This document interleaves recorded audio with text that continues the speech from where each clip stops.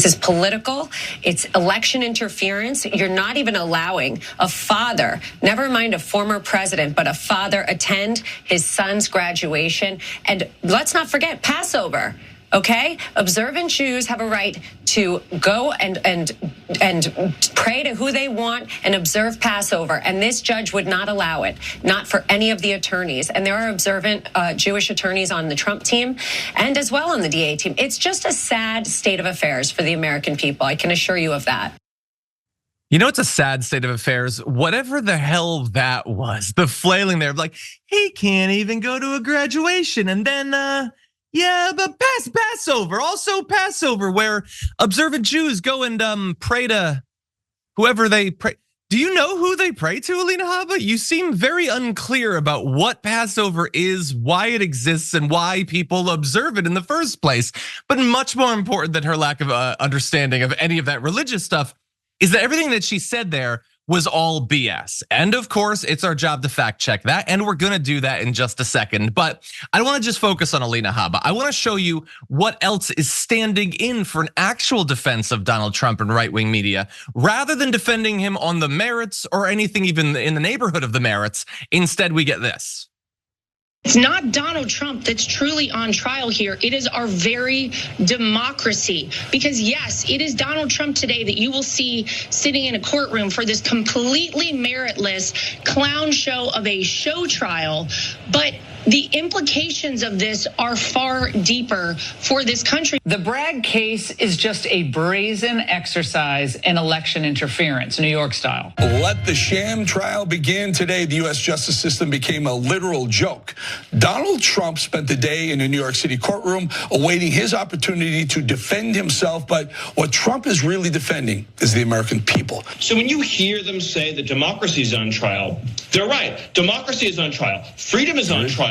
The rule of law is on trial. Right. All these things are on trial. They're on trial with Donald Trump.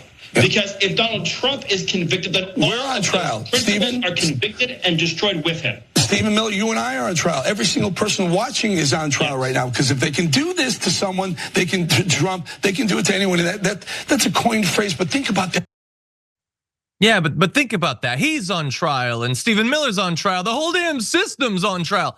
Wait, did all of you force yourself on Stormy Daniels? I think that was just Donald Trump. You know you're not actually on trial, right? Hey, I'm glad you're here. Listen, in order for the Damage Report to keep on going, we need viewers like you to become a member on YouTube. Can you click the join button on YouTube today? Thank you. So first of all, it's a clown show of a show trial. Just pick a metaphor. Like, is it a clown show? Is it a show trial? You don't have to fit literally everything you've ever heard into one description. It's election interference, Laura Ingraham says. Election interference is, I think in 2024, my favorite right-wingism. Because all it means in practice is a thing that could influence the election. Literally anything that could affect the election can be election interference. It can be vague, it doesn't have to have a strong effect, it doesn't have to be intentional. Just literally anything can be election interference. The American judicial system became a literal joke. No, it became a figurative joke. That's not how that word works. These people make tons of money to go in the news. They don't even know the language that they purport to speak. He is defending the American people by being on trial. Again, the American people are very much not on trial for falsifying the business records, covering up the paper trail of the hush money payments that they paid to the fixer who paid off the porn star that you had an affair with. That's a fairly specific crime. Maximum 5 people in American history have done that. And I think that I'm being generous. Right now, we're gonna focus on the one. And the argument that they always come back to, and Trump loves this argument. It's why he puts, really low res memes of this on True Social all the time. If they can do this to him, they can do it to anyone. No, they already can do it to literally everyone but Trump. The only question remaining is, can they do it to Trump? Can Trump, who did the stuff he's being alleged to have done, actually suffer legal consequences for it? Everyone else can. Everyone else can go to jail for fraud, for falsifying business records. You can 100% go to jail for that. We are all very confident of that. The only question is, can Donald Trump be found guilty of any of the many crimes he enthusiastically did basically in plain view? Is that a thing that can actually happen? But I want to return briefly to Alina Habba because that's where we started this thing. She isn't even really trying to distract. She's just kind of doing what Trump does, which is whine. She's whining about the process, that he doesn't get to go to Barron's graduation. And the lawyers aren't gonna get to observe Passover for whatever that is. She's not really sure. All of that is BS. I would think even if it's true, I don't think it really is important to focus on considering the stakes of this case and what Donald Trump is alleged to have done, but it's also BS. The judge hasn't yet ruled on whether Trump can be excused from court for the graduation. And if he cannot be, I will remind you all, he is facing dozens of charges. These are not little, like civil things. These are serious charges about fraud, which he's already been found in a separate trial to have committed as an organization. Now, in terms of these business records, will he be found guilty? This is a serious thing. I understand that it's not supposed to be because Donald Trump is a rich guy. So rich guys, they get to treat everything that would be deadly serious to you and I gets to be just like a thing. But no, he gets to go to his party. He gets to go to his graduation. He gets to go to Mar-a-Lago. How dare you stop this great rich guy from doing things?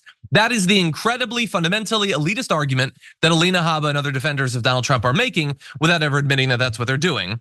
And by the way, when it comes to religious observance, he has already announced that in many cases he will be, so no trial on any Wednesdays or on April 29th, depending on how long the trial runs, which is largely gonna be dependent on the Trump legal strategy, which is again, as always, to delay, then he might start to have Wednesday afternoons, but there will be no trial on any day that conflicts with the religious observance of not just the lawyers, by the way, but the jurors as well.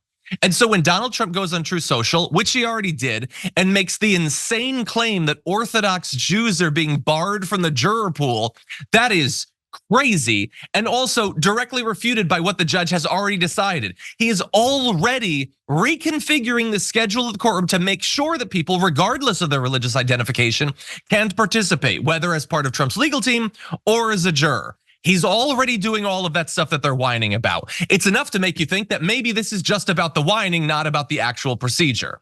So anyway, all three of those aspects, total lies. And that in the end is what the right-wing defense of Donald Trump looks like, at least in terms of Alina Habba and the hosts on right-wing news and Stephen Miller, who could be our next AG. That's a horror to look forward to. But you're gonna notice other surrogates of Donald Trump on the news, and they're taking a slightly different strategy because a new report has just come out that they're being directed to not even mention the concept of hush money.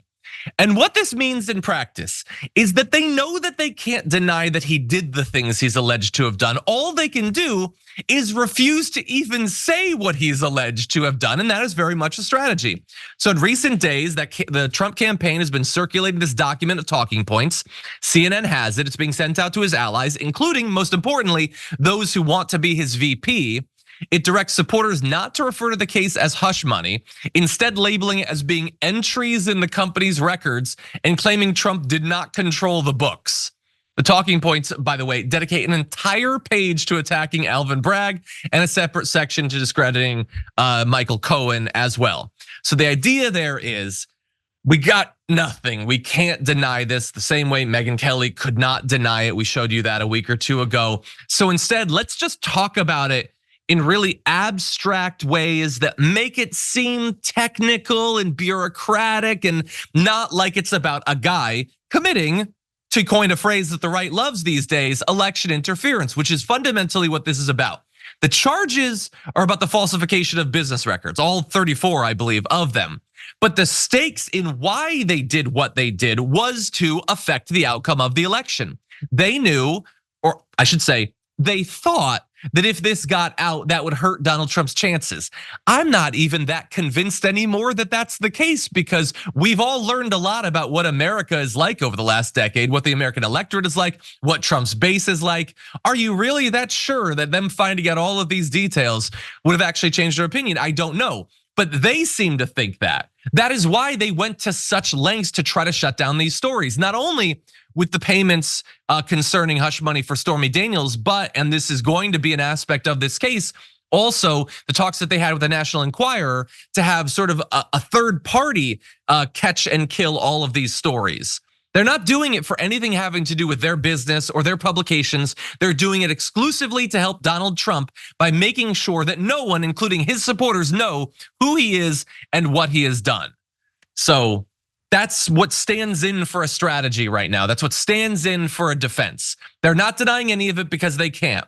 Nobody really denies that he had the affair. No one denies that they paid the hush money. No one denies that they falsified the business records to hide that. They're just avoiding talking about it at all. And to the extent that they can, I imagine that Fox is largely not going to cover this all that much. We have several weeks of this trial coming up. They're probably going to do their best to talk about other things, some caravan from Guatemala or something. But they're in a difficult position because the case is so big now that I think there's this anxiety among some Trump supporters that they have to hear something that will reassure them. Not that he didn't do it, because that can't be done, but just that it doesn't matter, or that it's unfair, or that they're really coming for me and he's standing between them and me. Whatever little squirrel of an argument they could come up with, they need to provide at least a little bit of that. So we're gonna be tracking what Fox says about this, but that's a little bit of a preview for you.